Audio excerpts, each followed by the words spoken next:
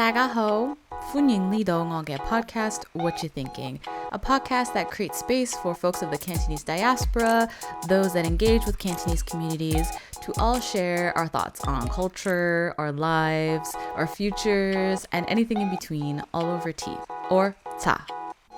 In today's episode, I'll be introducing myself, the podcast, and what you can expect from future episodes. So, let's get started.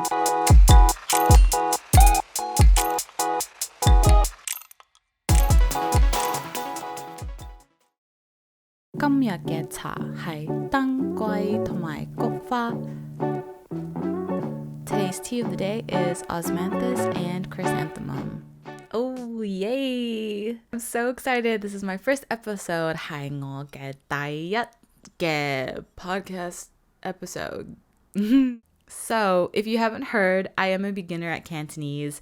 I had launched recently my platform Cantonese Connection online, and I'm very excited that it is up because I've gotten so much feedback from other folks who have also said that this is something that they needed. For those of you that don't know, my platform Cantonese Connection at CantoneseConnection.com is a space that I created, a platform that I created in order to carve out space for folks to learn Cantonese at all levels, but mostly beginner levels because I am a beginner, and to have a safe space to make mistakes and to not get it right away, and to also access resources that they may not have come across before. As well, I guess I'll introduce myself. My name is Pearl. Pearl. 我嘅中文名係盧寶珠. I'm a heritage speaker of Cantonese. I've grown up around it all my life, and I've always been a beginner, unfortunately. Fortunately and unfortunately. Unfortunately, because it's been a very difficult road trying to reconnect with my heritage language and gather resources on how to learn the language when education for Cantonese has been sort of all over the place, in my opinion.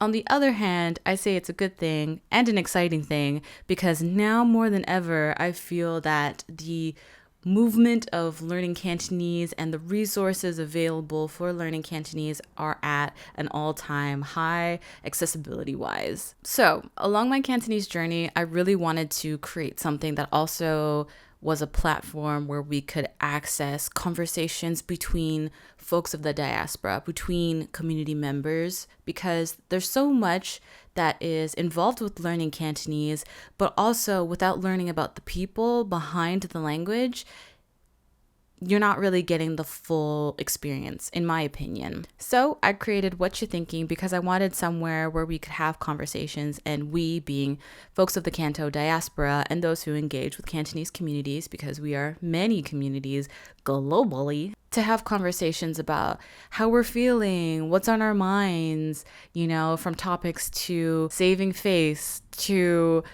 what is chosen family, to what's it like being a second generation immigrant, to what's it like being a learner of Cantonese when you're in your 60s or in your 50s. There are so many different types of stories that I want to hear from other types of people, and I think it'll make learning Cantonese and engaging with Cantonese communities less inaccessible.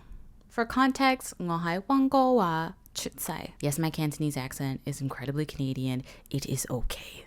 Growing up in Vancouver, there are a lot of Cantonese folks, but a lot of East Asian folks who looked East Asian.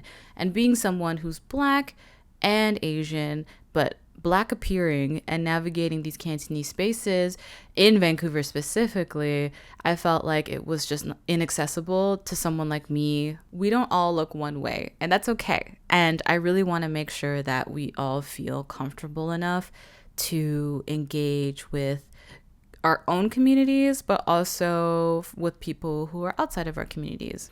I had actually gotten a comment on YouTube saying that they were a non-Chinese Black person learning Cantonese because they wanted to engage with the communities around them more. That is so exciting to me. I really want people to just intermingle and to have inter-community engagement.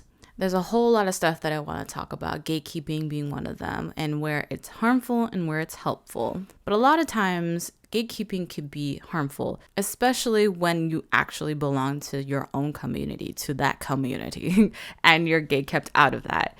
So many conversations are going to be had, guys. I'm very excited for it. And what you can also look forward to in the future is me bringing on different types of guests. I have some friends of mine that I'm bringing on. I'm having some folks who I don't really know, but just getting to know on the podcast. And we're just going to be talking, What You're Thinking is kind of just a round table where we have conversations more than just interviews about our personhoods and our values and what experiences we've had, and in a way just to share, right? I just want it to be a podcast where we can share instead of saying this is the one way of, addressing whatever trauma, or this is the only way to be able to be Cantonese enough, or blah, blah. I want Cantonese Connection and What You're Thinking, the podcast, to just be as inviting as possible, with also taking accountability where it's needed. I am just me, and I am looking forward to growing as well by learning through others and learning about myself through my own learning experiences. So you can look forward to podcast episodes coming your way. They will be uploaded to YouTube as well as probably Spotify. I haven't decided yet, but it's going to be on some streaming platform that you can listen to podcasts on.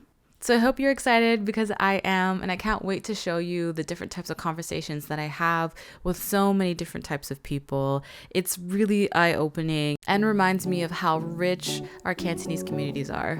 So at this point, hagomdola, hachigin. As more people in my age group of late 20s, early 30s move into traditional marriage or children, also trying to remember there are friends of mine who are building these alternative family structures that do actually matter, especially when it comes to holidays where some people are estranged from their parents, making sure all of us have a place to eat or go or do things so we can make each other basically feel like there are some people who aren't just fly by in your life and then go away, which is what I hope family can mean, which is something steadfast without being toxically codependent.